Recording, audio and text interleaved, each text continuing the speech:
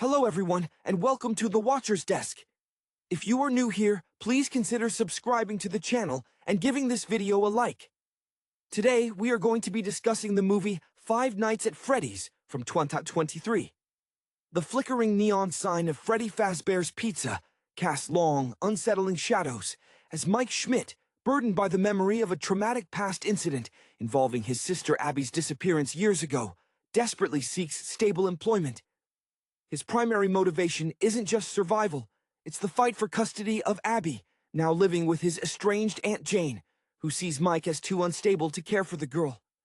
Mike's life, much like the animatronics he's about to encounter, is stuck in a loop of unresolved grief.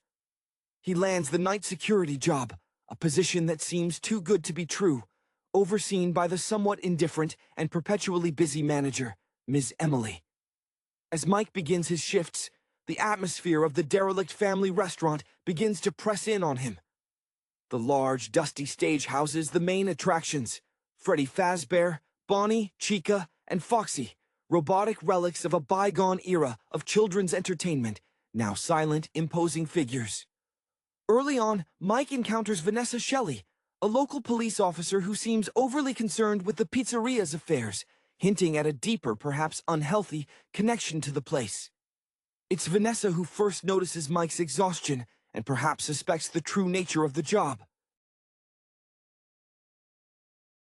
Driven by recurring nightmares about Abby, Mike begins to experience strange phenomena. During one particularly vivid dream, he finds himself inexplicably drawn into the memories embedded within the animatronics themselves. These dreams become more than just psychological residue, they are windows into the restaurant's dark history. Mike realizes the machines are not merely malfunctioning props. Something is inhabiting them. He starts bringing Abby to work with him, hoping to keep her close while he struggles to make ends meet. Abby, possessing a childlike openness that Mike has long since lost, is surprisingly unafraid of the towering robots. In fact, she finds a strange comfort in them, particularly Foxy, who remains hidden in his cove for much of the initial period. The narrative reveals a crucial piece of background concerning the restaurant's founder, William Afton. Afton, a robotics engineer whose ambition was tragically twisted, is the architect of the horrors here. The film subtly suggests that Afton's obsession with merging man and machine led to the tragic fate of several missing children, whose souls now power the monstrous automatons. Mike's own history is unknowingly intertwined with this dark legacy. As the week progresses, the activity escalates. The animatronics move on their own when the lights are off, their glowing eyes following Mike. One night, the machines break free from the stage. Following the visions from his dreams, and with subtle guidance from the spectral form of a young girl he believes to be Abby's kidnapper, Mike learns that the key lies in understanding the past trauma imprinted on the building. The turning point arrives when Mike discovers an old hidden workshop belonging to Afton. Inside, he finds crucial evidence linking Afton to the disappearances and confirming that the spirits are not inherently evil, but rather tormented children seeking revenge or resolution. Vanessa, whose own connection to Afton is revealed as that of his daughter, attempts to sabotage Mike's efforts, driven by a disturbing loyalty or perhaps manipulation from the lingering influence of her father. The climax unfolds during the final night. Mike, realizing he must save Abby, who has been lured into the pizzeria by the spirits, or perhaps protected by them, confronts the main group. Abby's presence acts as a catalyst, bringing the focus of the tormented spirits to the perpetrator's actions rather than just random violence. In a brutal confrontation, the surviving animatronics, powered by the souls of Afton's victims, turn on the remnants of Afton's influence in the building. Mike fights to protect Abby, while the spectral children achieve a moment of clarity, their focus shifting from generalized rage to the source of their suffering. The resulting chaos leaves the pizzeria destroyed, the immediate threat seemingly neutralized, and the spirits momentarily appeased, finding a form of peace in the ruin of their prison.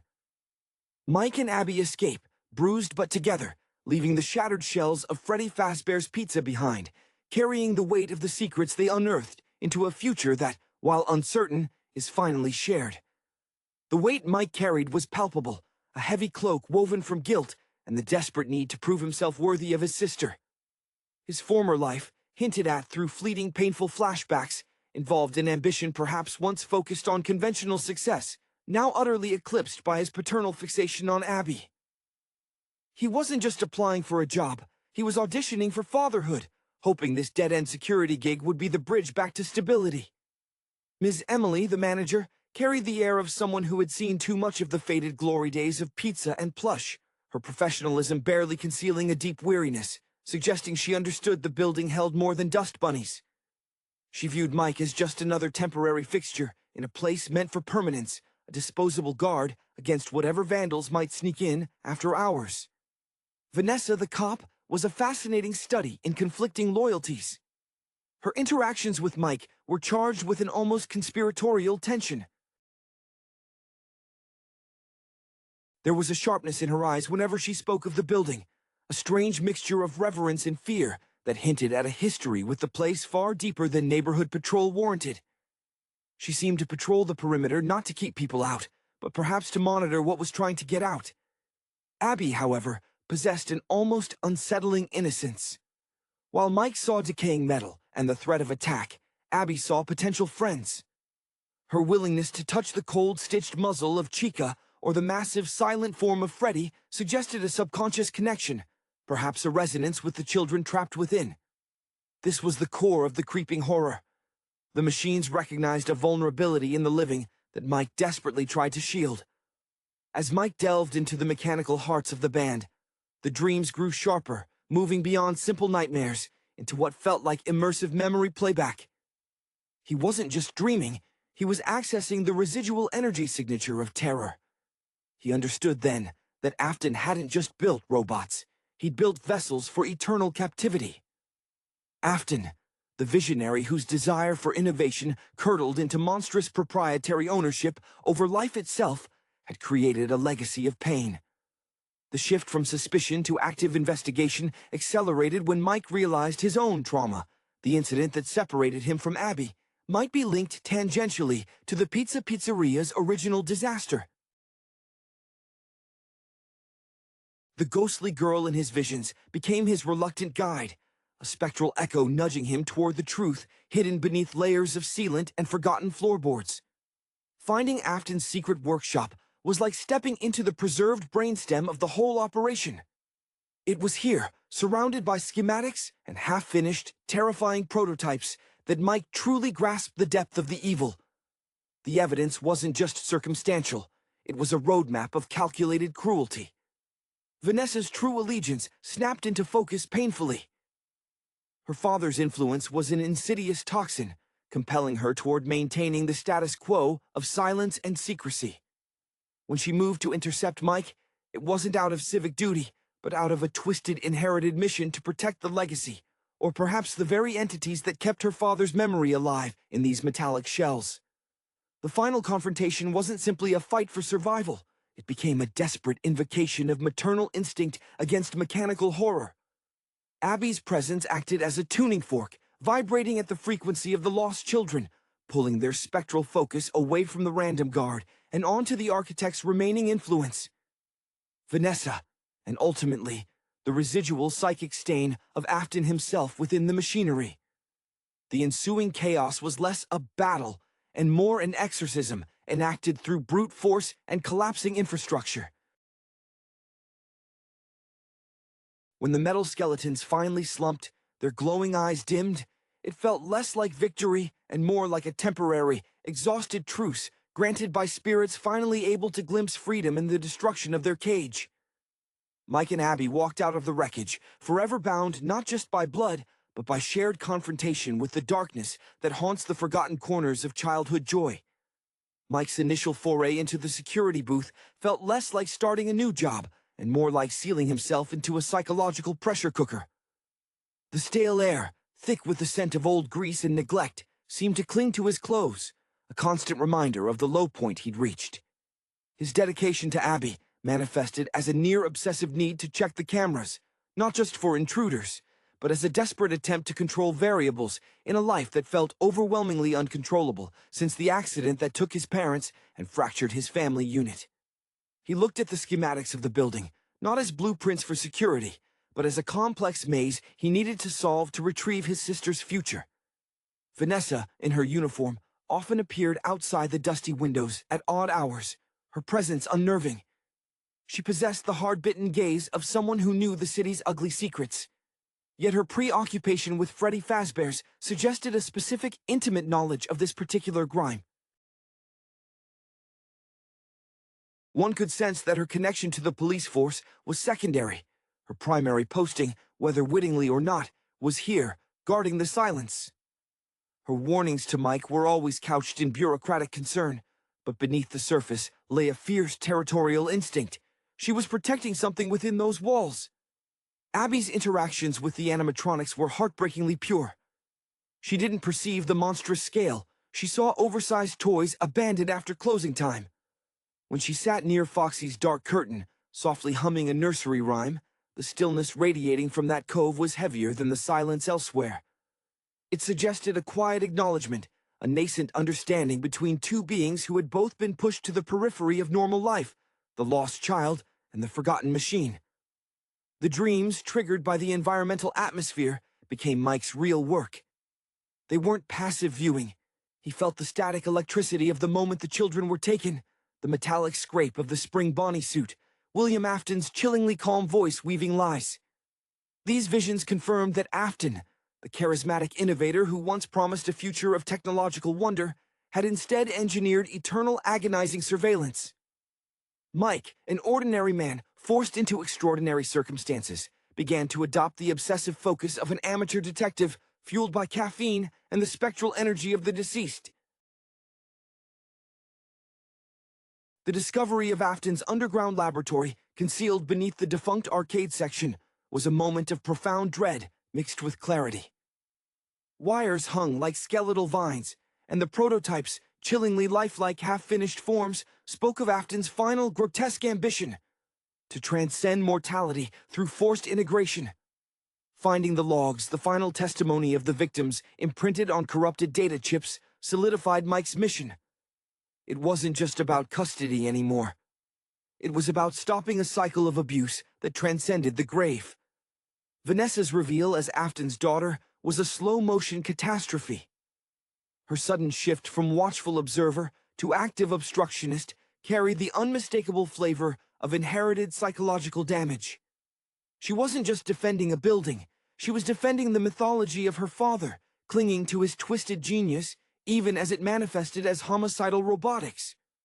Her desperation to keep Mike away from the workshop was the desperation of a child trying to keep the secrets of an abusive parent locked away. The final shattering night saw Mike using his newfound, almost spiritual understanding of the machine's torment to his advantage. He didn't fight the robots with strength. He used Abby's presence as a beacon, a reminder of the innocent lives they were supposed to protect. When the possessed machines finally turned their lethal attention toward the core of the contamination, the lingering malignant influence of Afton that Vanessa tried to uphold, it was cathartic. The roar of the collapsing structure felt like a final scream of liberation. As they stumbled out into the weak dawn light, Mike looked at Abby, no longer seeing just a responsibility, but a survivor, and realizing that in saving her, he had perhaps finally begun to forgive himself. The aftermath of the pizzeria's fiery demise left Mike and Abby standing amidst the smoking ruins, a stark tableau against the indifferent morning sky. The physical destruction of Freddy Fazbear's pizza was absolute, yet the emotional debris lingered, heavy and complex. Mike held Abby tight, the warmth of her small body a tangible anchor against the chaotic residue of spectral violence they had just endured. For Mike, the immediate, blinding need for custody faded slightly, replaced by a profound, unsettling quiet. He had faced down a legacy of technological malice and paternal failure, not with specialized training, but with sheer desperate paternal love, a love rooted in the failure he could never forget. Vanessa, too, was a casualty of the collapse, though her fate remained ambiguous amidst the rubble. Whether she was consumed by the fire that purged her father's influence, or whether she escaped into the anonymity of the city, now stripped of her twisted protective duty, lingered as an unspoken question. Mike instinctively knew that the machinery of Afton's evil might be broken, but the ideology, the belief that humanity could be perfected or controlled through robotics, was a cancer that could easily sprout anew. Abby, emerging from the smoke, showed an unnerving resilience. The terror had stripped away layers of childhood artifice, leaving behind a core of wisdom that belied her years. She looked back at the wreckage, not with fear, but with a strange sense of finality, as if closing a door she hadn't known was open. Her connection to the haunting had been immediate and pure. Now that connection was severed, leaving her just a child, albeit one carrying the invisible scars of having communed with the dead. Their immediate future was daunting. Aunt Jane's looming presence represented the next great hurdle, a fight predicated not on animatronics or ghosts, but on bureaucratic judgments about Mike's competence. However, Mike carried a new confidence, forged in the furnace of the pizzeria. He had proven his dedication under the most extreme duress. He could now speak of the horrors, perhaps not with complete believability to an outside world obsessed with normalcy, but with the conviction of one who had walked through fire. The memory of the mechanical figures, Freddy, Bonnie, Chica, Foxy, would haunt their quiet moments. They were not just monsters. They were artifacts of lost innocence, manipulated by a genius gone rotten. Mike understood that his own path forward involved nurturing Abby's healing, ensuring that the darkness they witnessed remained confined to that single, scorched location. He was no longer just running from his past mistakes. He was actively shaping their shared future, determined to build a life so stable, so loving, that the shadows of Fazbear Entertainment could never find purchase again. The silence that followed their escape was fragile, a quiet earned through battle, promising the arduous but necessary work of genuine rebuilding. The quiet that settled around Mike and Abby was not peace, but the uneasy stillness that follows a massive explosion, where the air stills before the secondary tremors begin. Mike often caught himself scanning their cramped, temporary apartment for the telltale flicker of red eyes in the periphery, a habit ingrained by those terrifying nights. His exhaustion now stemmed not from fighting the clock, but from the hypervigilance required to simply be a father figure in the daylight. He felt the need to overcompensate, filling their meager existence with small, intentional moments of normalcy, reading age-appropriate books instead of surveillance manuals, forcing laughter during mundane errands. This deliberate construction of a stable world was his penance. Aunt Jane, when they finally faced her, was the embodiment of conventional judgment. She saw Mike's recent employment history, or lack thereof, through the cold lens of social services paperwork. To her, the story of murderous robots was the rambling of a traumatized young man grasping at fantastical excuses. "You lost the security deposit on the apartment, Mike," she'd state flatly, her disapproval echoing the judgmental whispers Mike heard in his own head. Her concern for Abby was real, but suffocatingly conditional. Abby needed structure, and Mike, in Jane's eyes, represented chaos theory embodied. The battle for custody became a courtroom for sanity, where Mike had to articulate horrors that sounded utterly insane. Abby, conversely, seemed strangely grounded by the experience. Her previous fragility, born from the loss of her parents and separation from Mike, had been tempered by direct confrontation with primal suffering. She rarely spoke of the robots, but sometimes when Mike was distracted, she would gently trace the outline of a cartoon bear on a piece of scrap paper, her small brow furrowed in concentration. It wasn't fear, it was a form of quiet respect, perhaps even empathy for the trapped spirits. She seemed to carry the secret knowledge that the world was not just built on concrete and steel, but on lingering emotions. Mike found himself haunted by Vanessa's ghost more than the animatronics. She was the variable he couldn't account for, the collateral damage of Afton's twisted lineage. Had she truly perished, or was her protective obsession so deeply coded into her being that she might re-emerge, perhaps now targeting Mike and Abby outside the confines of the defunct pizzeria? Her absence felt like a loose thread in a tightly woven nightmare, suggesting that the secrets of Afton's empire might have operatives scattered throughout the city, waiting for the right signal. Mike felt a chilling certainty that their safety was merely postponed, not guaranteed. His own past trauma, the event that separated him from Abby years ago, remained the hazy shadow that defined his present struggle. The visions in the pizzeria had cracked that shadow open, suggesting that the catastrophic loss he blamed himself for might have roots far older and darker than a simple family accident. He realized that Afton's entire modus operandi was rooted in twisting foundational trust, betraying the promise of safe entertainment, just as Mike felt he had betrayed the foundational trust of his family years prior. This parallel, the broken promise of safety, became the axis upon which Mike's future attempts at fatherhood would pivot. He knew, deep down, that while he might never fully escape the memory of failure, he could ensure that the next chapter he wrote with Abby would be one of uncompromising presence, a fortress against any mechanical or human horror that sought to divide them again. The weight of their survival settled heavily upon Mike, manifesting in the perpetual tightness across his shoulders. He began to view the mundane rituals of daily life, buying groceries, paying bills, even sitting in silence, as small, deliberate acts of defiance against the chaos that had almost consumed them. He'd often find himself analyzing the construction of everyday objects, a lingering side effect of having studied the architecture of fear in Afton's workshop. Every smiling face in a commercial seemed inherently suspicious, every automated voice an echo of Freddy's synthesized greeting.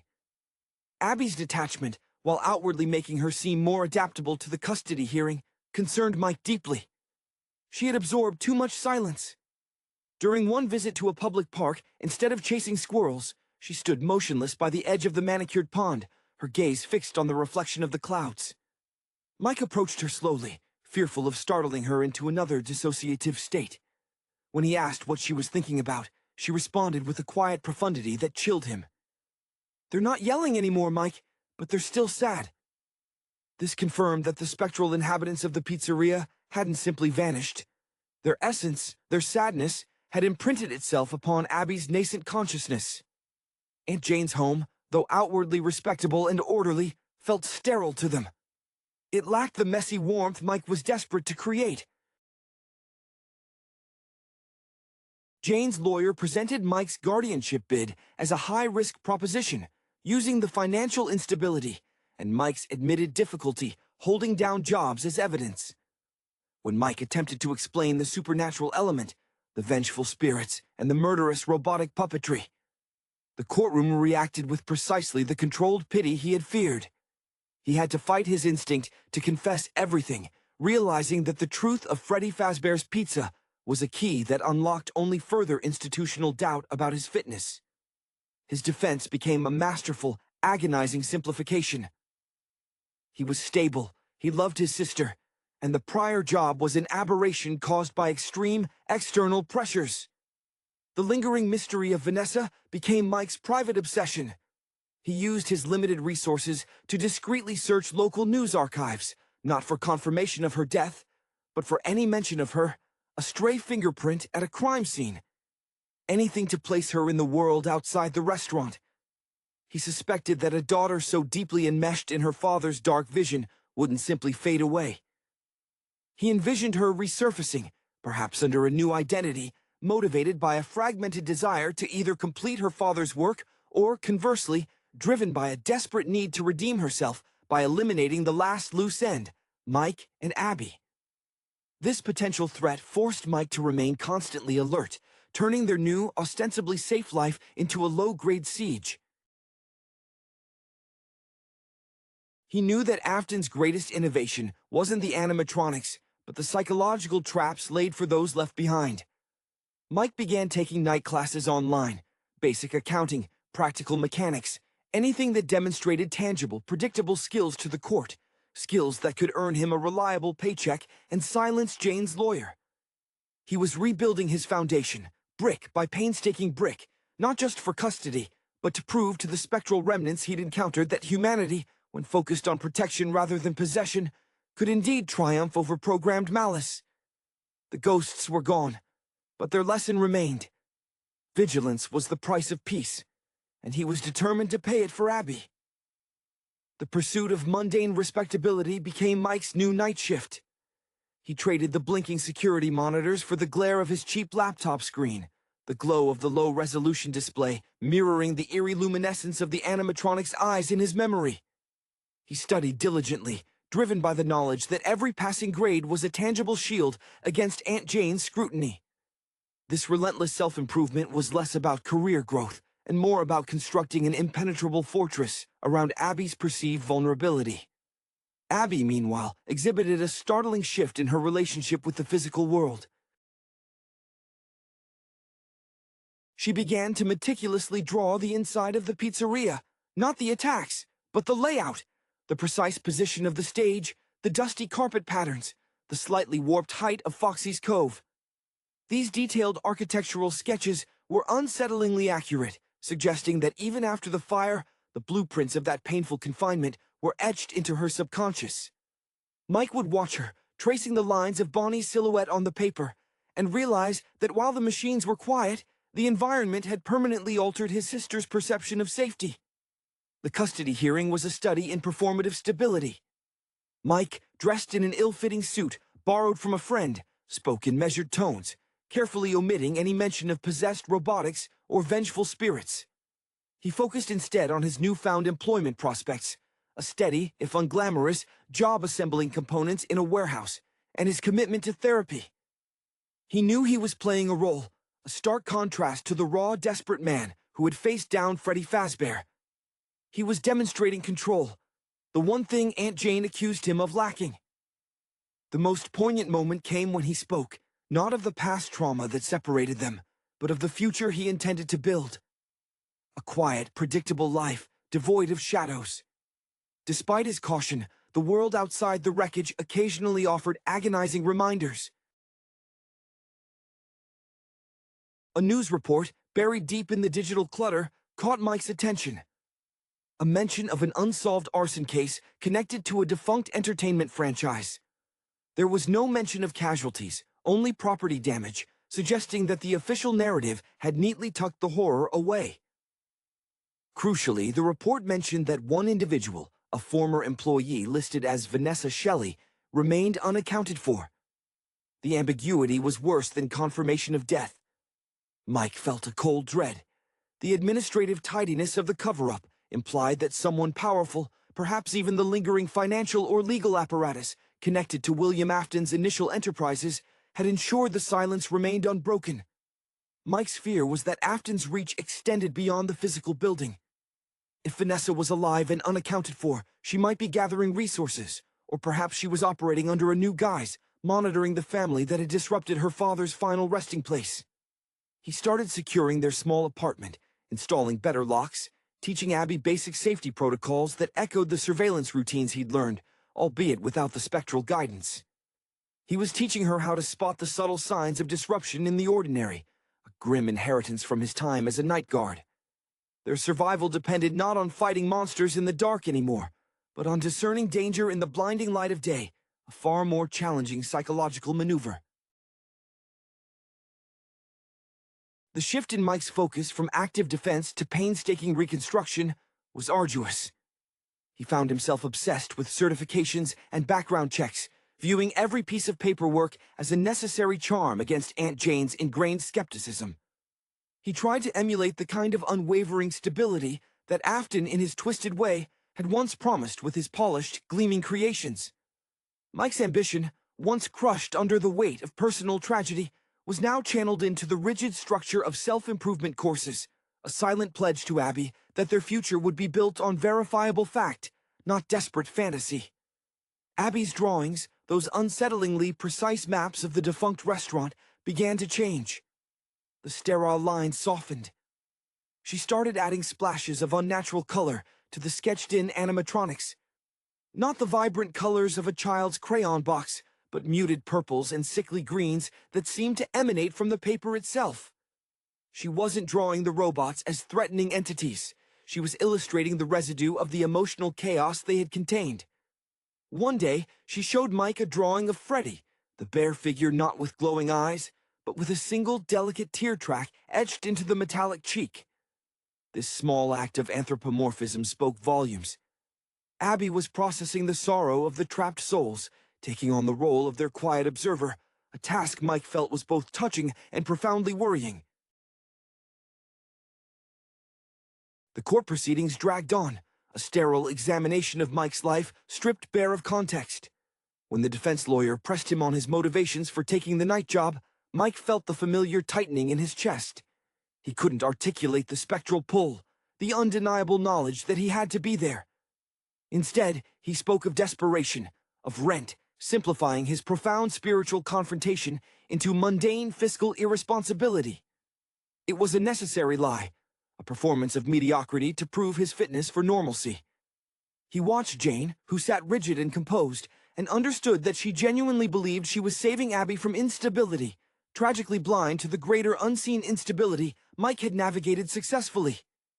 The news snippet about Vanessa remained a festering wound in Mike's mind. He couldn't shake the image of her daughter, the woman who fought to protect her father's legacy, now vanished. He theorized that perhaps Vanessa hadn't died in the fire. Perhaps she had been inside, and the spirits, in their final purging act, had either consumed her entirely, or she had escaped utterly broken, free of Afton's influence, but now without any moral compass. Mike began seeing women with her build and dark hair in crowded city blocks, his paranoia spiking every time he had to navigate a busy street with Abby. He had learned that the most terrifying evil wasn't the monstrous, but the one that learned to look perfectly ordinary. His vigilance, though exhausting, provided a strange, perverse comfort. He was acutely aware of the subtle shifts in their immediate environment, the way a neighbor's curtains remained closed too long, the pattern of the delivery trucks. He recognized that his previous career, even in its brief, disastrous tenure, had inadvertently prepared him for this new phase. The defense of his life against the mundane threats that often masked deeper malice. He was still the security guard, but his venue had changed from a haunted pizzeria to the unforgiving reality of post-tragedy parenthood. The fight for Abby was no longer about a single custody battle, but about maintaining a state of constant, quiet readiness against a world that insisted the monsters weren't real. The sterile atmosphere of the final custody hearing felt infinitely more hostile than the darkened halls of Freddy Fazbear's Pizza. Here, the weapons were not sharp metal claws, but carefully selected words and documented inconsistencies. Mike felt exposed, stripped of the adrenaline that had fueled him in the pizzeria. He was just a man in a borrowed suit, trying to explain the inexplicable to people who only valued observable data. Aunt Jane watched him with the detached severity of a customs agent checking contraband, convinced that Mike carried the infectious residue of his recent instability. Abby, sensing the tension, performed her role perfectly. She was quiet, polite, and clung to Mike's hand with a gentle, possessive grip. Her innocence was her greatest asset, yet Mike knew it was also her shield against the truth. When questioned directly about her time away, she offered simple, child-friendly narratives about big, fuzzy friends who needed her to be brave, conveniently omitting the terrifying reality. It was a shared, unspoken pact. They would protect the secret of the spring-locked horrors to preserve their future. Mike's victory in court was not a triumphant declaration of innocence, but a tacit agreement based on his demonstrated commitment to immediate, tangible stability. The judge granted him shared custody, with Jane retaining supervisory oversight, a concession that felt both like a reprieve and a continued surveillance. As they walked out into the bright afternoon, the sunlight felt too loud, too revealing. Mike glanced at Abby, and she gave him a small, knowing smile, the kind of shared understanding that transcends spoken language.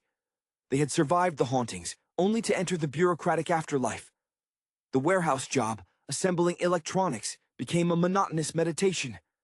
Mike's hands, once poised over surveillance panels, now meticulously connected wires in predictable sequences. This forced routine was precisely what the court needed to see, and ironically, it was what he needed to maintain his fragile grip on reality. He kept the small, charred fragment of plastic he'd found near Foxy's Cove hidden deep in his wallet. A physical totem confirming that the nightmare had been real, a boundary marker between the life he had lost and the uncertain one he was building. The silence regarding Vanessa remained the most unnerving aspect of their new life. Mike sometimes revisited the outskirts of the pizzeria's ruins late at night, the area now cordoned off and scheduled for complete demolition. He wasn't looking for her body. He was looking for signs of calculated escape. He believed Vanessa, the daughter who had inherited her father's singular focus, would not have allowed herself to be caught in the final purifying fire. He imagined her out there, perhaps using her law enforcement training for darker, more clandestine purposes, a lone operative cleaning up the remnants of her family's catastrophic legacy. If Afton was the poison, Vanessa was the potential vector for its spread into the clean world Mike was trying to construct. Mike knew their peace was conditional. He had fought the demons of the past, the spectral children, and the vengeful father. Now he faced the more insidious challenge, integrating a reality warped by supernatural horror into a world that demands mundane conformity. Every bedtime story, every shared meal, was an act of defiance against the pervasive narrative that demanded he be unstable.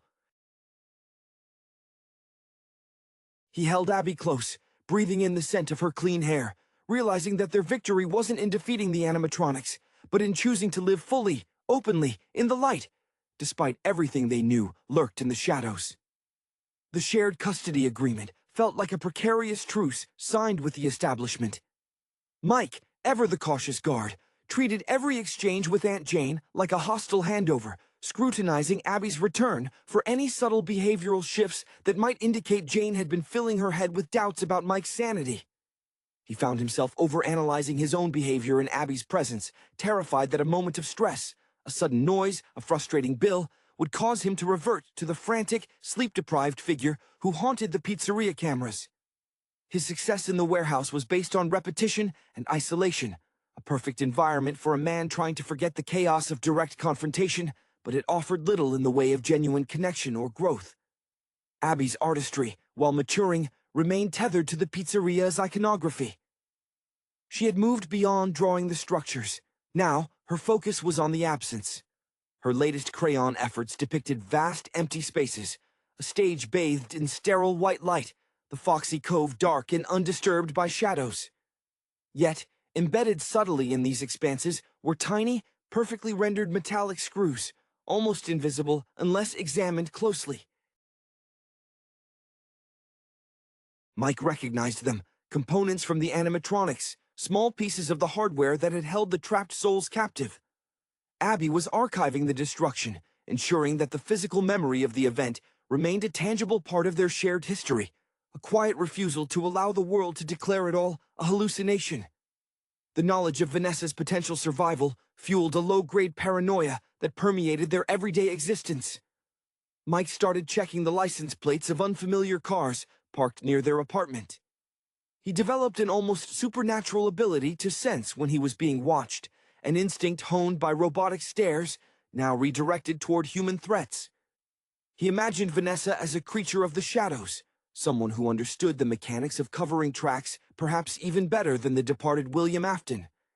If Afton was the architect of mechanical horror, Vanessa was the custodian of the cover-up, and Mike knew she would view him and Abby as the last, most dangerous loose ends that could unravel the convenient fiction of a simple electrical fire. This pervasive external anxiety ironically strengthened the bond between Mike and Abby.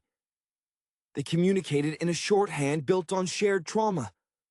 A certain tone of voice from a stranger, a sudden power flicker in their building. These small anomalies would elicit a quick, meaningful glance between them, a silent acknowledgement that the world was indeed fragile and filled with unseen dangers. Mike realized that the experience had inadvertently endowed Abby with a level of situational awareness that no traditional upbringing could have provided. She was a survivor by proxy, hardened by spectral residency. Mike occasionally considered reaching out to Ms. Emily, the former manager, hoping she might offer some insight into Vanessa's professional ties or Afton's corporate shell. But he dismissed the idea quickly. Emily, he suspected, was either deeply complicit in maintaining the silence or so terrified of the repercussions that she would willingly sacrifice Mike to keep her own quiet life intact. In this new reality, trust was a luxury he could not afford. His career was now entirely self-directed. The job at the warehouse bought the time. His constant vigilance protected the asset, Abby.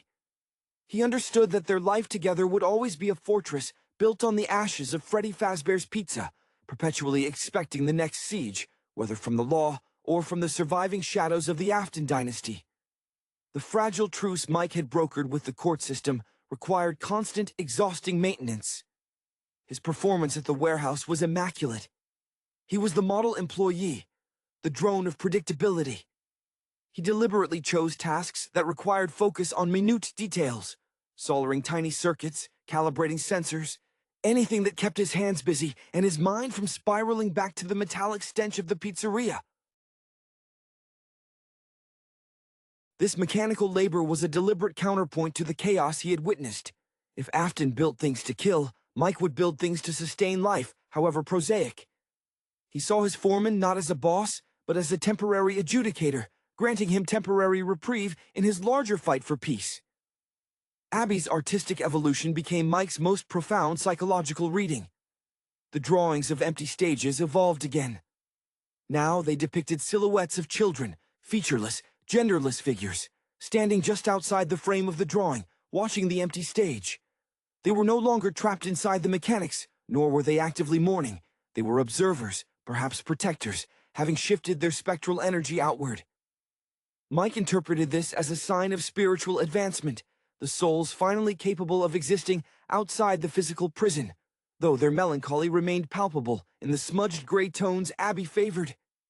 He realized that their shared secret wasn't just a burden, but a bond with these unseen entities, a strange reciprocal relationship where their survival was tied to the lingering memory of the dead children.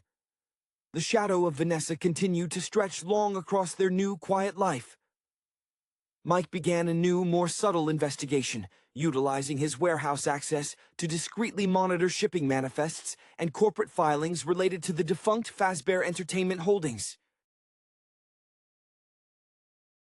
He wasn't looking for outright criminality, but for anomalies, unusual transfers of intellectual property, shell corporations that popped up only to vanish again.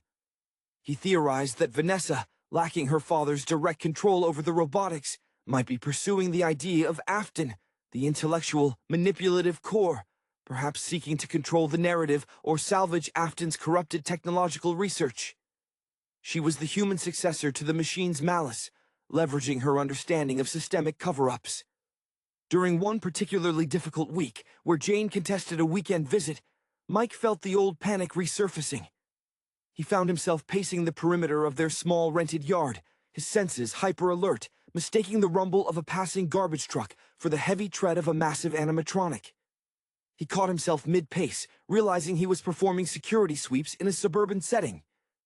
In that moment of self-recognition, he understood the true nature of the haunting. It wasn't the robots that were the hardest to escape, but the mindset they instilled. He sought Abby out, not to reassure her, but to ground himself. Seeing her absorbed in reading, her small hand resting on the book cover, reminded him that his vigilance needed direction, not obsession. He began deliberately sharing small, sanitized truths with Abby, preparing her for the world's inevitable disbelief. He spoke about bad people making bad choices, about how sometimes grown-ups get lost in ideas that hurt others. He never named the robots, referring only to the big, broken things that needed to rest. By framing the tragedy as a past event that was definitively over, he hoped to inoculate her against the idea that the danger was perpetual. Mike was no longer just running from the past. He was carefully curating Abby's present, building a narrative of resolution where the law and public opinion only saw unexplained property damage. His commitment was absolute. He would become the most boring, stable guardian imaginable, a fortress against the spectacular horrors that only he and his sister truly knew existed. The cinematic adaptation of Five Nights at Freddy's, while undoubtedly a commercial success, driven by the potent nostalgia of its video game source material, presents a fascinating, if uneven, translation of deeply unsettling interactive horror into linear narrative. The film grapples with the inherent challenge of rendering a slow-burn psychological tension predicated on player agency and resource management into a conventional three-act structure. At the core of the narrative is Mike Schmidt, portrayed by Josh Hutcherson, whose personal trauma forms the emotional anchor. His struggle to retain custody of his younger sister, Abby, is immediately compelling, offering a grounded, relatable motivation that contrasts sharply with the supernatural absurdity surrounding Freddy Fazbear's Pizza. Hutcherson brings a weary authenticity to Mike, a man clearly haunted by his past. The implicit suggestion being that the responsibility for the tragedy which cost him his brother weighs heavily on his occupational choices. His desperate need for stable employment directly facilitates his descent into the night shift, a necessary plot device that foregrounds his devotion to family over self-preservation.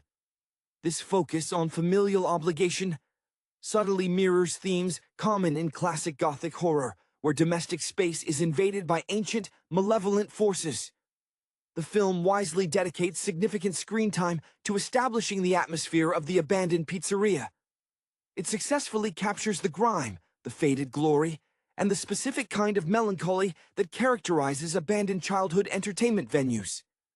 The animatronics themselves, Freddy, Bonnie, Chica, and Foxy, are rendered with a masterful blend of practical puppetry and subtle CGI, lending them a necessary physical weight that digital creations often lack.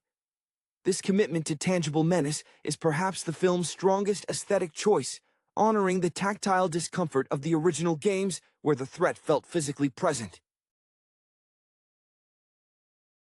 However, the transition from game mechanics to plot development introduces narrative friction. The established lore of the games, a dense tapestry involving missing children, parental malice, and supernatural possession, is necessarily streamlined. The decision to overtly integrate Vanessa, the security guard who quickly transitions into an exposition conduit and eventual antagonist ally, speaks to the screenplay's need to externalize crucial information that the games communicated through subtle environmental clues and cryptic phone calls. Elizabeth Lale performs admirably, but the shift in her character's allegiance often feels mandated by the script's requirement for internal conflict rather than purely organic revelation. The element that truly distinguishes this adaptation and arguably elevates it above standard horror fare for its target demographic is the integration of Abby's connection to the animatronics. Her innocent, almost psychic rapport with the machines provides a necessary emotional bridge. Abby, being untainted by adult cynicism, perceives the possessed automatons not just as monsters, but as fractured personalities, specifically those of the deceased children. This framing allows the film to pivot slightly from pure terror to melancholic tragedy, echoing narratives where innocence confronts inescapable cycles of violence. The final confrontation, while delivering the expected spectacle, highlights the film's central tension, balancing fan service with narrative cohesion. The introduction of William Afton, even in a relatively late capacity, anchors the violence in recognizable franchise mythology. His presence serves as the ultimate explanation for the misery permeating the location. Yet the film occasionally falters in maintaining a consistent tone. Moments of genuine horror, the terrifying stillness of Foxy's first appearance, for instance, are sometimes immediately undercut by attempts at levity or explanations that slow the narrative momentum. Ultimately, the Five Nights at Freddy's movie succeeds best when it allows the oppressive atmosphere and the physical presence of its mechanical terrors to speak for themselves. It functions as a loving, if occasionally overstuffed, tribute that prioritizes emotional payoff for longtime fans over the meticulous suspense that defined its source material. It is a story less about surviving the night through wit, and more about one man confronting his personal ghosts by literally locking himself in a room with the physical manifestations of others. The character dynamics, particularly between Mike and Abby, are the film's necessary ballast against the supernatural chaos.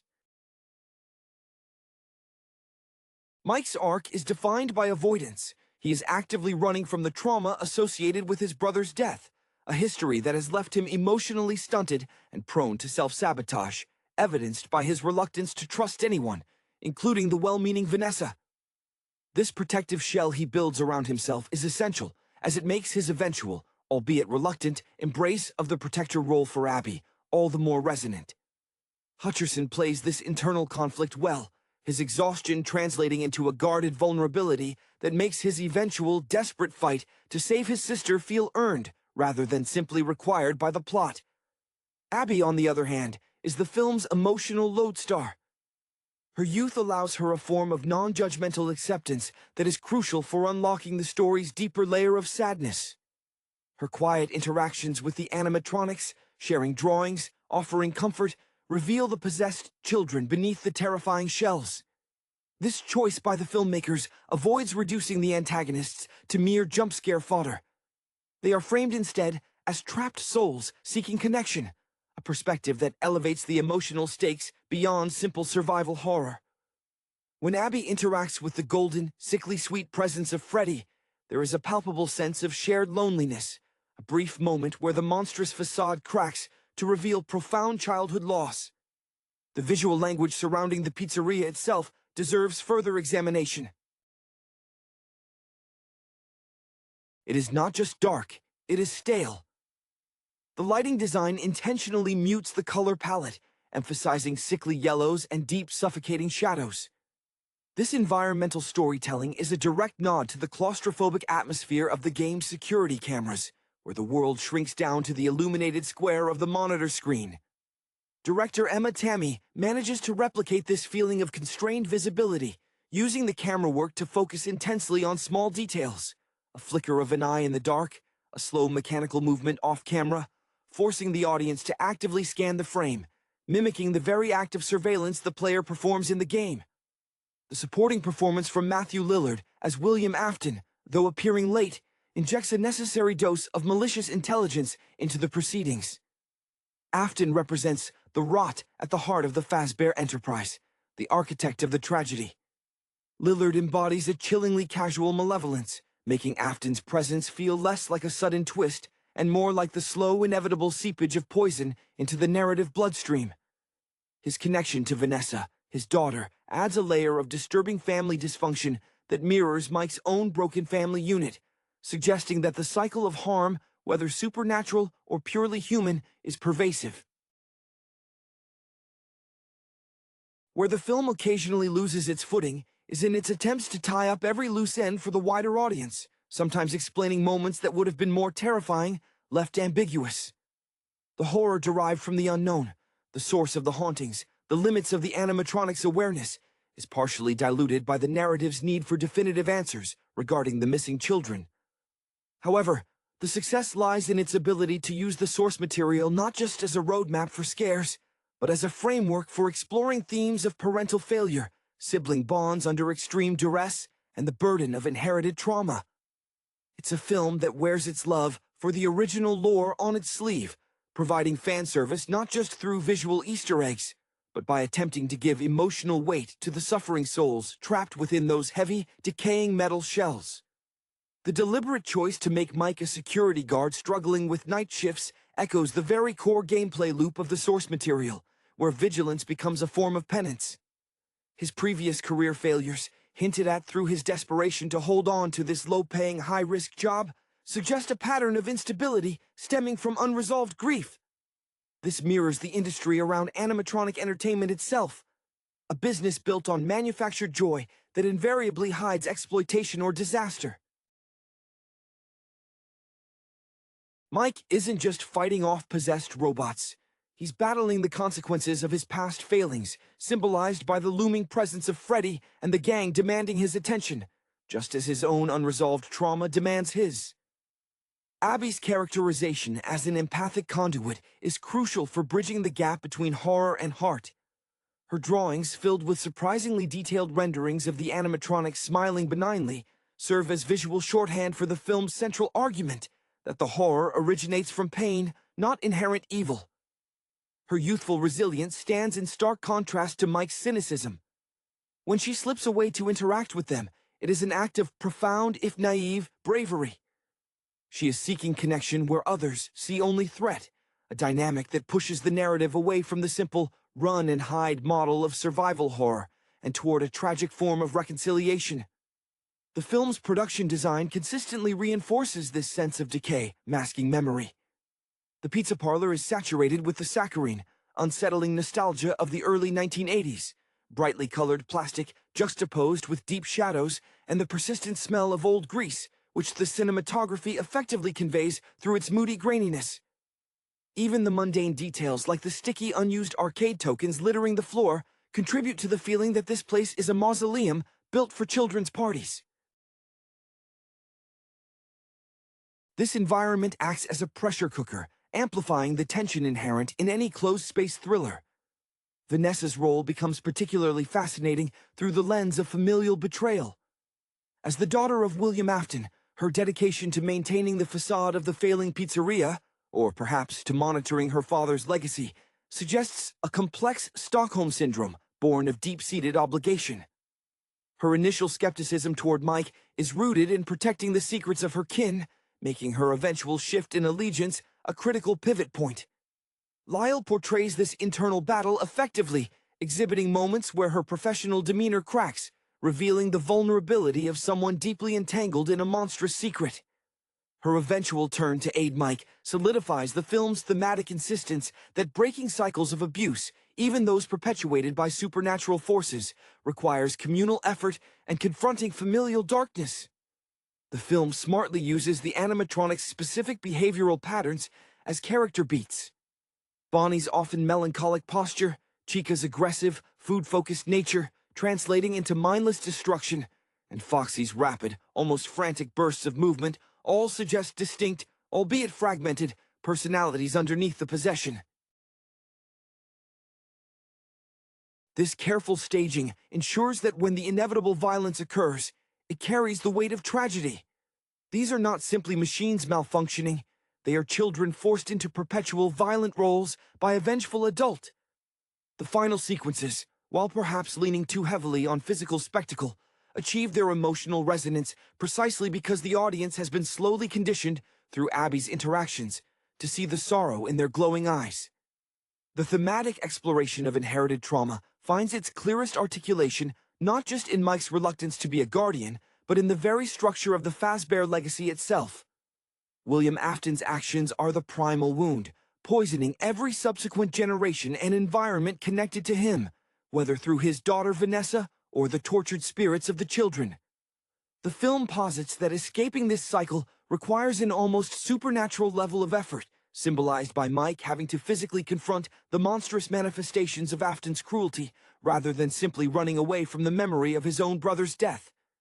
This confrontation is presented less as a victory over evil and more as an act of severe emotional catharsis.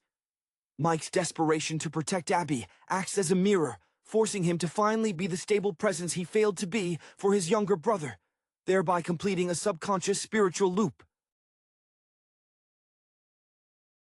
The pizzeria, therefore, is not merely a haunted location.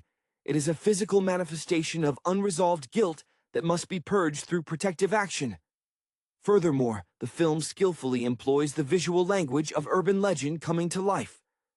The narrative understands that the horror of Five Nights at Freddy's originated from rumors whispered online, from fragmented pieces of evidence suggesting something deeply wrong lurked beneath the surface of a recognizable corporate facade. By bringing the setting into vivid, albeit dingy, three-dimensional reality, the movie bridges the gap between internet folklore and tangible cinema. The security office, the iconic center of player experience, is rendered as a small, fragile sanctuary constantly besieged, perfectly capturing the feeling of being utterly exposed, despite the thin veneer of safety provided by technology that is visibly failing. This claustrophobia is integral. The film's success hinges on making the audience feel the walls closing in, just as the original game forced players to manage dwindling power reserves under immense psychological pressure. The lack of conventional escape routes solidifies the idea that true escape from this past requires internal resolution, not simply opening a door. The very architecture of the pizzeria mirrors the psychological entrapment experienced by its victims, both living and dead. The corridors are not simply hallways, they are twisting manifestations of denial and buried memory. The expansive, unused spaces suggest opportunities for horror to unfold just outside the limited view of the security monitors, employing negative space as effectively as any visible threat. This sense of unseen lurking danger is a hallmark of effective slow-burn horror, and the film manages to sustain this unease, even when characters are actively moving through the environment. Bonnie and Chica, often positioned near the periphery of the frame, function less as active pursuers in the traditional sense early on, and more as static, ominous sentinels, their stillness often more terrifying than any sudden lunge. Their vacant, glowing eyes become windows into the static, unmoving suffering of the children they contain. Mike's career struggles extend beyond just needing money. They touch upon a deeper issue of competence under duress. He is a man who has internalized failure to the point where he anticipates disaster in every new venture. His hiring by Aunt Jane, a figure who embodies bureaucratic indifference and a dismissive attitude towards Mike's suitability for childcare, underscores the systemic failings that allow such danger to persist. Jane represents the adult world, turning a blind eye, prioritizing monetary transactions over genuine safety, a dynamic that parallels the corporate malfeasance inherent in the Fazbear Entertainment brand itself. This external pressure on Mike to perform a role, caretaker, survivor, that he feels utterly unqualified for, enhances the audience's sympathy for his ensuing panic. The magical realism woven through Abby's connection provides the narrative's crucial counterpoint to the calculated malice of Afton. Her ability to see past the metal and wires is an almost mythic attribute, suggesting that pure, unadulterated innocence possesses a form of spiritual sight that the cynical, broken adults lack. When Abby offers a lullaby or a soft word to the massive figures of the animatronics, the effect is momentarily transcendent. For the audience, this interaction is a plea for mercy on behalf of the trapped spirits, transforming the experience from one of mere survival horror into a sad, almost operatic tragedy about lost childhoods being forced to enact endless loops of trauma. It is in these quiet, nonverbal moments that the film achieves its most sophisticated emotional resonance, implying that if only someone had listened or cared enough before, the tragedy might have been averted. The animatronics, in turn, react to Abby with a hesitant, almost wounded tenderness, momentarily suppressing the murderous programming imprinted upon them by Afton, suggesting that the original personalities of the children are still fighting for control within their mechanical prisons. The film's commitment to the visual representation of the animatronics as both terrifying mechanical entities and imprisoned souls hinges on their weight and texture. The practical effects department succeeded in making them feel decidedly old, not just broken, but bearing the accumulated grime and slow decay of years spent in stagnant darkness. When Freddy moves, there is a perceptible, heavy groan of rusted joints and straining servos, lending credibility to the sheer physical danger they pose should they ever fully breach the security office. This tactile reality contrasts sharply with the ethereal, dreamlike quality of the sequences Mike experiences when he succumbs to sleep, visions that serve as necessary infodumps about the lore, but also signify his own psychic vulnerability, mirroring Abby's openness. Mike's journey into sleep is framed as a dangerous necessity, a concession to exhaustion that invariably opens the door to further psychological assault. These dream sequences, characterized by unsettlingly sharp shifts in lighting and abrupt appearances of past tragedy, function as the film's substitute for the game's constant low-grade tension. They force Mike and the viewer to actively process the trauma rather than simply react to immediate threats. This reliance on internalized horror, while diverging from the real-time management of the game, effectively grounds the fantastical events in Mike's personal pathology. He is confronting his own failures through the lens of Freddy Fazbear's pervasive misery. The performance chemistry between Hutcherson and the actress playing Abby is vital in anchoring the film's emotional stakes. Abby's unwavering belief in her brother's underlying goodness, even when he is at his most withdrawn or panicked, provides the necessary unconditional love that the fractured Fazbear family unit lacks. Her ability to engage with the possessed spirits, her quiet offering of reassurance to the hulking forms, suggests a form of spiritual maturity beyond her years, a stark contrast to the stunted emotional development of the adults trapped in the fallout of Afton's past crimes. Vanessa's eventual alignment with Mike is narratively messy but emotionally resonant because it stems from a shared understanding of familial damage. She recognizes in Mike a man trying desperately to break a negative cycle, a cycle she is still actively enmeshed in due to her paternity. Her decision to betray her father's influence is not simply an alliance of convenience, it is an act of self-salvation, an attempt to sever a bond with a legacy built on violence. This thematic resonance elevates her character beyond the trope of the initially deceptive security guard, placing her firmly within the broader commentary on how childhood wounds perpetuate adult actions. The film suggests that salvation, even in the face of the supernatural, often requires confronting the sins of one's parents. The final confrontation with William Afton underscores the film's ultimate thematic preoccupation: the difficulty of silencing inherited evil.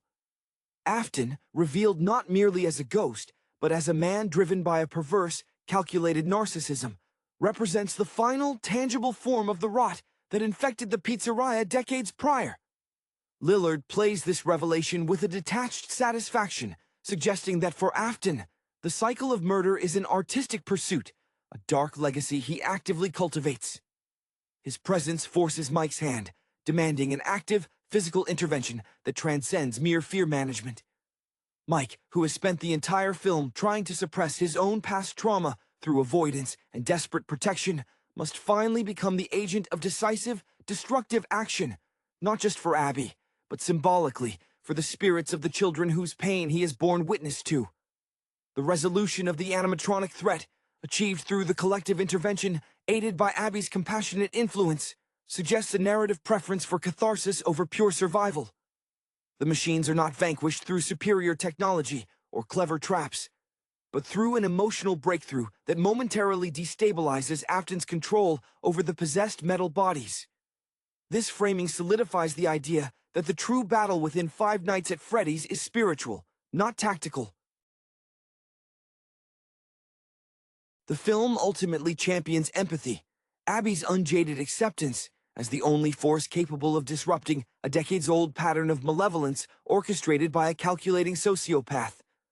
The lingering sense of melancholy, even after Afton's apparent defeat, reinforces the idea that trauma leaves indelible scars. The children are freed, but the environment remains tainted, a constant reminder of what was lost. This lingering atmosphere ensures that while the immediate threat is neutralized, the echoes of the tragedy resonate, leaving the audience with a sense of hard-won, yet incomplete, peace. The cinematic realization of the pizzeria's lore, through the lens of these deeply personal struggles, elevates the film beyond simple jump scares into a meditation on generational cycles of pain.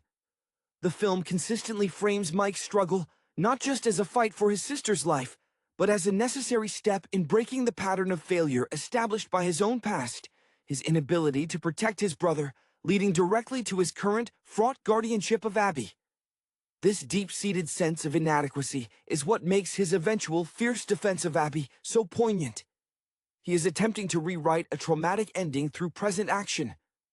His survival strategy becomes intrinsically linked to his emotional rehabilitation. Furthermore, the visual narrative surrounding Foxy deserves specific mention, as this animatronic often represents the most volatile and unpredictable element in the games. Here, Foxy's sudden, almost frantic appearances are staged to suggest a creature in constant, agonizing turmoil. Unlike the more monolithic or stoic presence of Freddy, Foxy's movements are imbued with a desperate energy, perhaps reflecting the most recent or most violently extinguished spirit among the group.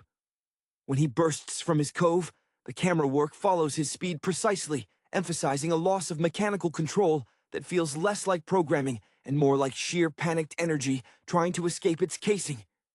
This kinetic horror serves as a vital jolt in the film's pacing, reminding the audience that beneath the atmosphere of sadness, there is still immediate physical danger. The film's success in balancing these elements, the quiet tragedy championed by Abby, the desperate psychological defense mounted by Mike, and the overt malevolence of Afton, is a delicate balancing act often threatened by the demands of mainstream adaptation. It navigates this space by leaning heavily on the emotional connection between the siblings, making their bond the ultimate shield against the supernatural machinery. When Mike finally accepts the reality of the hauntings, it is not for his own survival, but because Abby's inherent belief system validates the existence of the trapped children. This acceptance transforms Mike from a skeptic battling external forces into a reluctant participant in a spiritual rescue mission, lending a nobility to his otherwise desperate circumstances. The enduring impact of the film rests on this foundation, that the most terrifying monsters are merely broken artifacts, demanding acknowledgement of their profound, unresolved suffering. The film's visual language often employs a suffocating use of close-ups during the night shift, effectively translating the claustrophobia of the security desk from the game interface into visceral cinematic language. When Mike is pinned down, scrutinizing the monitors or peering through the cracked door, the frame tightens around his face, emphasizing the beads of sweat and the frantic darting of his eyes. This visual choice forces the audience to share his hypervigilance, every slight shadow becoming a potential threat, mirroring the cognitive load placed upon the player managing limited resources.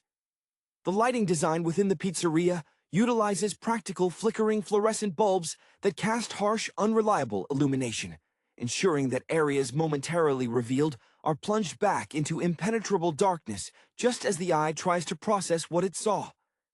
This deliberate instability in visibility speaks volumes about the unreliability of perception when facing psychological terror.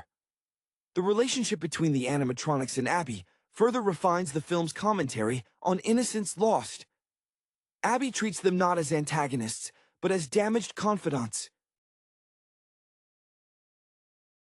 Her small acts of kindness, a whispered secret, a gentle touch on a metal hand, are profound gestures of empathy in an environment designed for fear.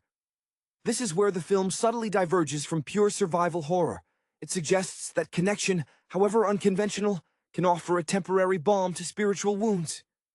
The animatronics' reactions to her are noticeably softer, their menacing glows momentarily dimming, implying that the residual humanity of the trapped children recognizes and responds to pure, untainted affection.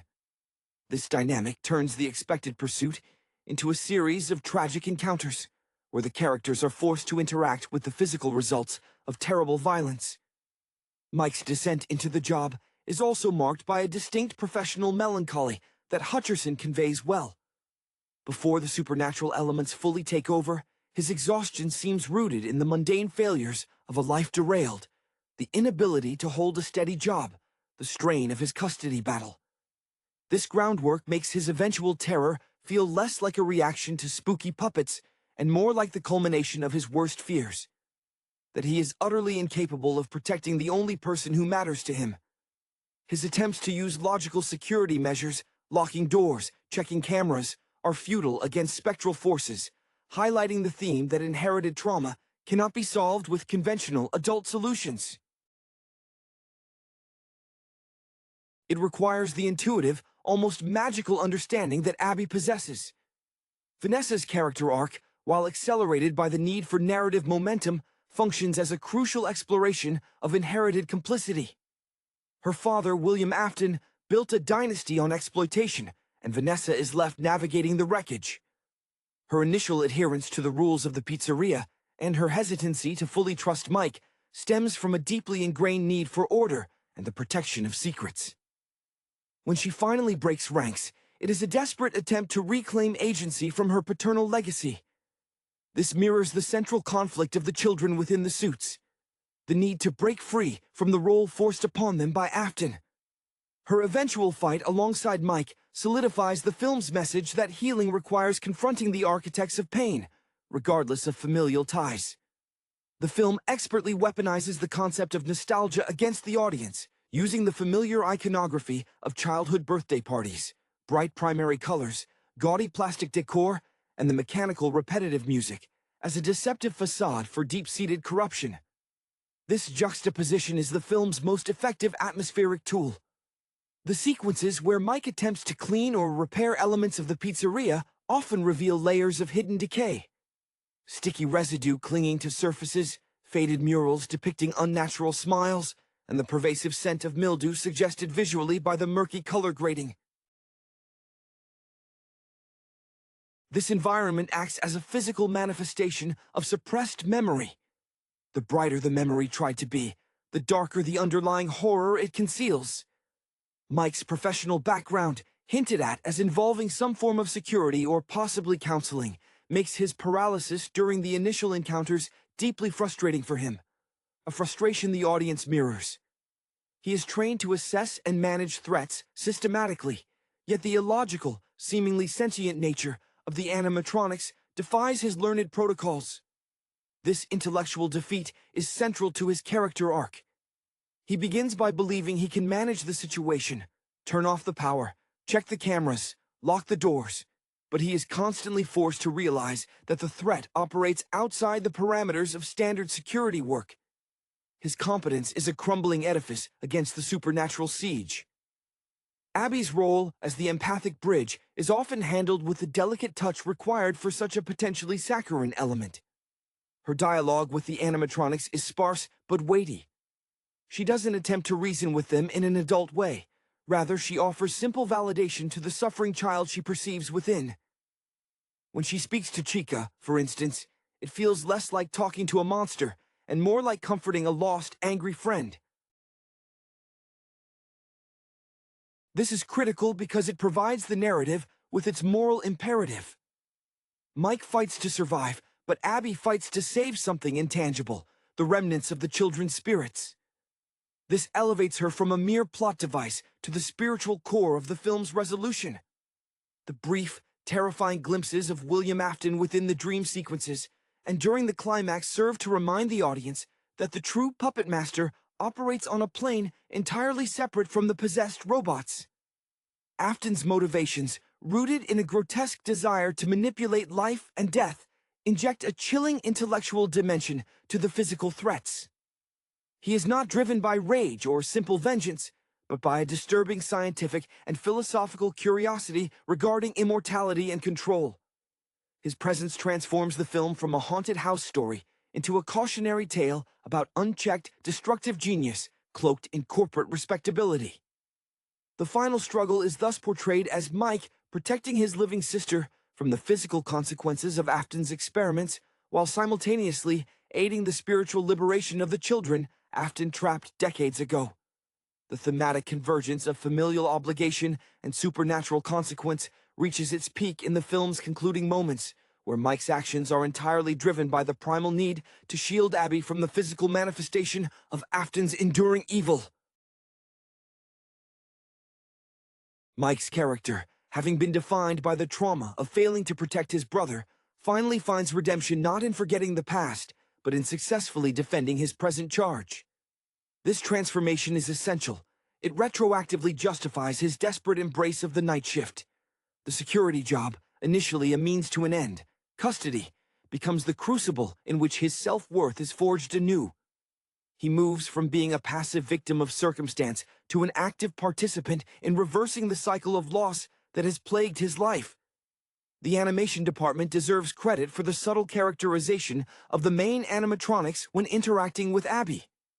Freddy, the primary figurehead, shifts from a lumbering threat to a sorrowful guardian in Abby's presence, his imposing stature momentarily softened by what appears to be hesitant, almost protective vigilance.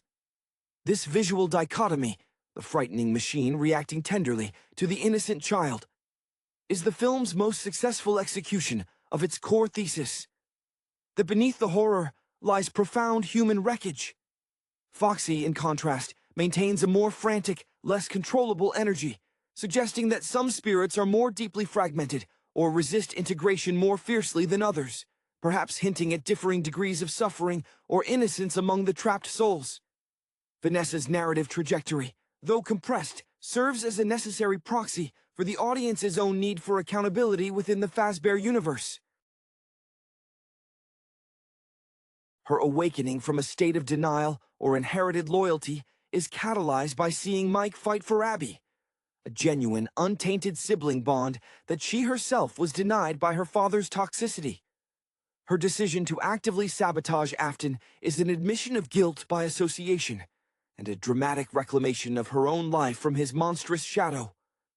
It solidifies the idea that breaking free from patterns of abuse, whether inflicted by supernatural entities or by human sociopaths like Afton, requires external affirmation and the courage to betray toxic foundational relationships. Ultimately, the film functions as an extended dramatic interpretation of the game's primary mechanic. Endurance fueled by empathy, Where the player endures by monitoring power and resources, Mike endures through his emotional investment in Abby. The film suggests that the true power source preventing the animatronics from overwhelming the entire world is not electricity, but the latent, suppressed goodness of the children within. By recognizing and validating that goodness through Abby's affection, Mike and Vanessa achieve what brute force never could. A momentary peace, a cessation of the cycle, bought at the high price of confronting the darkest corners of forgotten childhood tragedies. The quiet resolution, marked by the slow settling of the dust rather than explosive victory, reflects the ongoing nature of processing grief. The film smartly avoids offering a clean, absolute victory, instead concluding with a haunting sense of earned but fragile truce. This lingering ambiguity is crucial, as it acknowledges that trauma, especially trauma rooted in such profound violence against children, does not simply evaporate with the defeat of a single villain. The final shots lingering on the darkened stage suggest that the machinery and the suffering souls within remain dormant, not destroyed. Mike and Abby walk away physically safe, but they are indelibly marked by the knowledge of what secrets fester beneath the surface of manufactured merriment. Their bond, forged in the crucible of this terrifying week, is now a necessary shield against the world's potential darkness, but it is also a constant reminder of the horrors they were forced to witness and interact with. The score, which until the final act leaned heavily on unsettling silence, punctuated by the groans of stressed metal and distorted music box melodies, shifts subtly when Abby connects with the spirits. During those moments of shared loneliness, the music incorporates brief, almost celestial tones, high strings or soft piano chords, that are quickly swallowed by the pervasive ambient industrial noise of the pizzeria. This musical tension perfectly articulates the narrative's heart. The brief, fleeting possibility of salvation constantly being overwhelmed by the machinery of tragedy.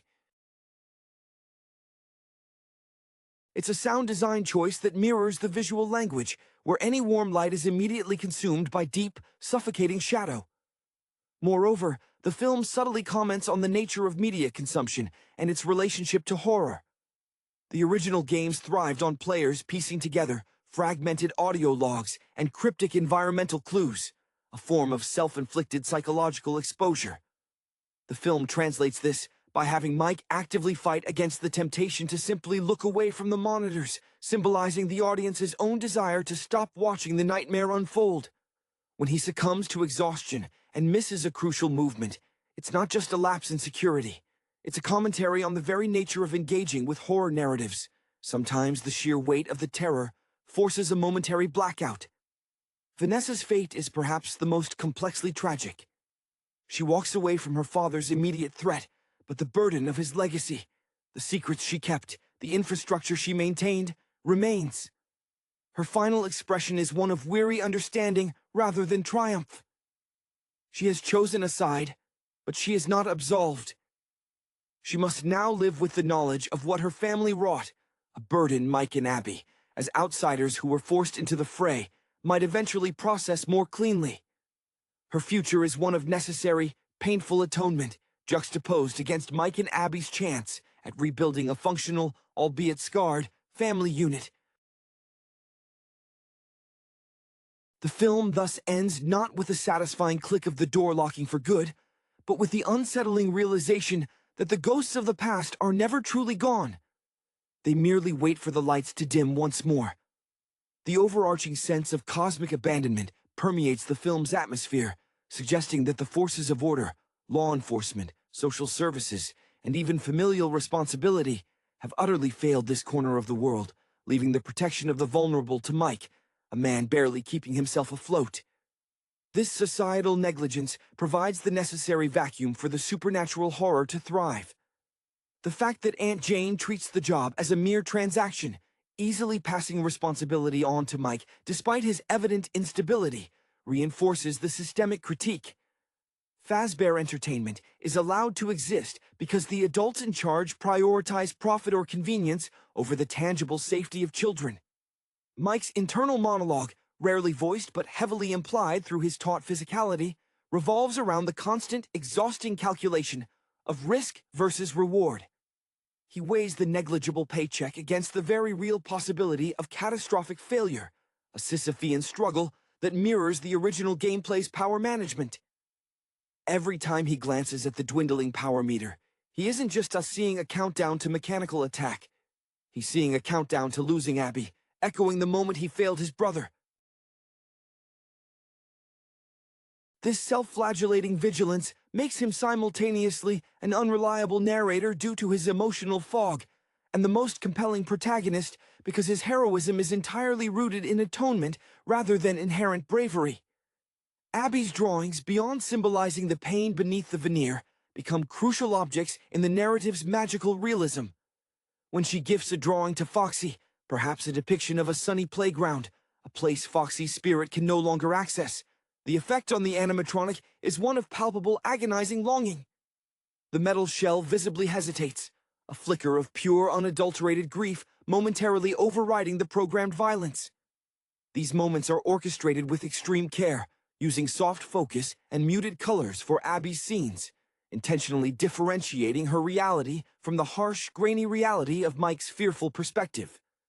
She is perceiving the world as it should be, while Mike is trapped observing it as it is, a broken, decaying machine demanding destruction. Vanessa's final act of defiance is less a grand moment of heroism and more a desperate, almost clumsy self-immolation of her former loyalty. Her betrayal of Afton is tinged with palpable self-disgust. She is finally cleaning up the mess her lineage created, utilizing her intimate knowledge of the building's structure to aid Mike. Her vulnerability, highlighted by the physical toll the conflict takes on her, perhaps a visible scratch or torn uniform, shows that confronting the monster in the family comes at a steep personal cost. She earns her fragile peace not through vanquishing Afton, but through choosing to stand beside Mike, the flawed protector, confirming the film's insistence that recovery requires a supportive, honest alliance forged in shared darkness. Hello everyone, and welcome to The Watcher's Desk. If you are new here, please consider subscribing to the channel and giving this video a like. Today, we are going to be discussing the movie Five Nights at Freddy's from 2023. The flickering neon sign of Freddy Fazbear's Pizza casts long, unsettling shadows as Mike Schmidt, burdened by the memory of a traumatic past incident involving his sister Abby's disappearance years ago, desperately seeks stable employment. His primary motivation isn't just survival, it's the fight for custody of Abby, now living with his estranged Aunt Jane, who sees Mike as too unstable to care for the girl. Mike's life, much like the animatronics he's about to encounter, is stuck in a loop of unresolved grief. He lands the night security job, a position that seems too good to be true, overseen by the somewhat indifferent and perpetually busy manager, Ms. Emily. As Mike begins his shifts, the atmosphere of the derelict family restaurant begins to press in on him. The large, dusty stage houses the main attractions: Freddy Fazbear, Bonnie, Chica, and Foxy, robotic relics of a bygone era of children's entertainment, now silent, imposing figures. Early on, Mike encounters Vanessa Shelley, a local police officer who seems overly concerned with the pizzeria's affairs, hinting at a deeper, perhaps unhealthy, connection to the place. It's Vanessa who first notices Mike's exhaustion and perhaps suspects the true nature of the job. Driven by recurring nightmares about Abby, Mike begins to experience strange phenomena. During one particularly vivid dream, he finds himself inexplicably drawn into the memories embedded within the animatronics themselves. These dreams become more than just psychological residue, they are windows into the restaurant's dark history. Mike realizes the machines are not merely malfunctioning props. Something is inhabiting them. He starts bringing Abby to work with him, hoping to keep her close while he struggles to make ends meet. Abby, possessing a childlike openness that Mike has long since lost, is surprisingly unafraid of the towering robots. In fact, she finds a strange comfort in them, particularly Foxy, who remains hidden in his cove for much of the initial period. The narrative reveals a crucial piece of background concerning the restaurant's founder, William Afton. Afton, a robotics engineer whose ambition was tragically twisted, is the architect of the horrors here.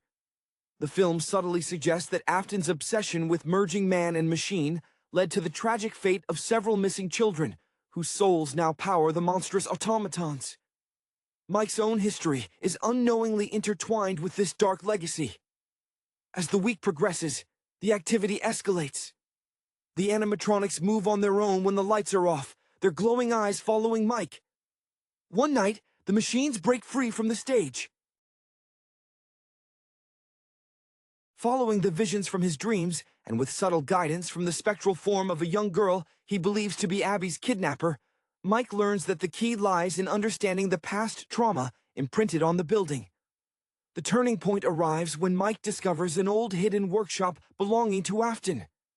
Inside, he finds crucial evidence linking Afton to the disappearances and confirming that the spirits are not inherently evil, but rather tormented children seeking revenge or resolution. Vanessa, whose own connection to Afton is revealed as that of his daughter, attempts to sabotage Mike's efforts, driven by a disturbing loyalty or perhaps manipulation from the lingering influence of her father. The climax unfolds during the final night. Mike, realizing he must save Abby, who has been lured into the pizzeria by the spirits, or perhaps protected by them, confronts the main group. Abby's presence acts as a catalyst, bringing the focus of the tormented spirits to the perpetrator's actions rather than just random violence. In a brutal confrontation, the surviving animatronics, powered by the souls of Afton's victims, turn on the remnants of Afton's influence in the building. Mike fights to protect Abby, while the spectral children achieve a moment of clarity, their focus shifting from generalized rage to the source of their suffering. The resulting chaos leaves the pizzeria destroyed, the immediate threat seemingly neutralized, and the spirits momentarily appeased, finding a form of peace in the ruin of their prison. Mike and Abby escape, bruised but together, leaving the shattered shells of Freddy Fazbear's Pizza behind, carrying the weight of the secrets they unearthed into a future that, while uncertain, is finally shared. The weight Mike carried was palpable, a heavy cloak woven from guilt and the desperate need to prove himself worthy of his sister. His former life, hinted at through fleeting painful flashbacks, involved an ambition perhaps once focused on conventional success, now utterly eclipsed by his paternal fixation on Abby. He wasn't just applying for a job, he was auditioning for fatherhood, hoping this dead-end security gig would be the bridge back to stability. Ms. Emily, the manager, carried the air of someone who had seen too much of the faded glory days of pizza and plush, her professionalism barely concealing a deep weariness, suggesting she understood the building held more than dust bunnies. She viewed Mike as just another temporary fixture in a place meant for permanence, a disposable guard against whatever vandals might sneak in after hours. Vanessa, the cop, was a fascinating study in conflicting loyalties. Her interactions with Mike were charged with an almost conspiratorial tension. There was a sharpness in her eyes whenever she spoke of the building, a strange mixture of reverence and fear that hinted at a history with the place far deeper than neighborhood patrol warranted. She seemed to patrol the perimeter not to keep people out, but perhaps to monitor what was trying to get out. Abby, however, possessed an almost unsettling innocence. While Mike saw decaying metal and the threat of attack, Abby saw potential friends. Her willingness to touch the cold, stitched muzzle of Chica or the massive, silent form of Freddy suggested a subconscious connection, perhaps a resonance with the children trapped within. This was the core of the creeping horror. The machines recognized a vulnerability in the living that Mike desperately tried to shield. As Mike delved into the mechanical hearts of the band, the dreams grew sharper, moving beyond simple nightmares into what felt like immersive memory playback. He wasn't just dreaming, he was accessing the residual energy signature of terror.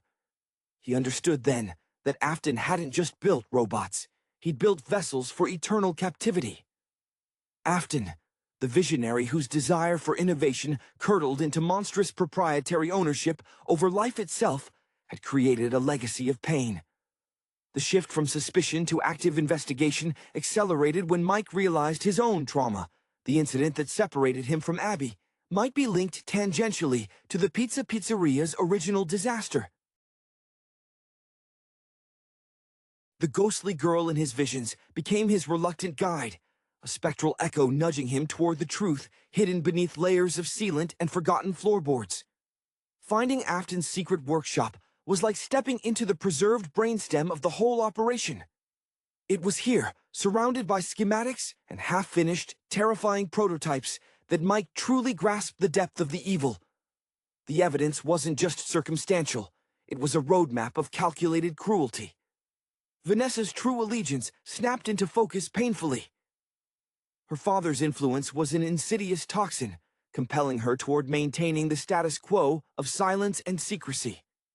When she moved to intercept Mike, it wasn't out of civic duty, but out of a twisted inherited mission to protect the legacy, or perhaps the very entities that kept her father's memory alive in these metallic shells. The final confrontation wasn't simply a fight for survival.